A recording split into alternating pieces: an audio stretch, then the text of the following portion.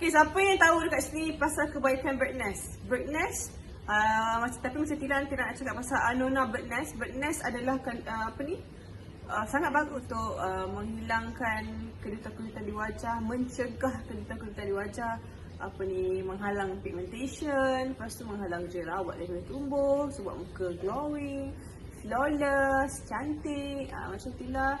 Ini adalah bird nest, boleh tengok.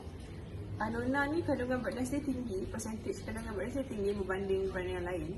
Yang lain kita tak tahu, kita tak pernah try, tapi bird nest Anona ni memang nampak hasilnya. So daripada abang anak dua ni baru nak try balik, baru nak jaga, nak start konsisten jaga dalaman, luaran kan. So kepada hampa yang nak kulit cantik boleh try bird nest. Jangan risau, dia ada kelulusan halal. Yes, dan dia tak honey. Yang penting sedap, senang nak tenang.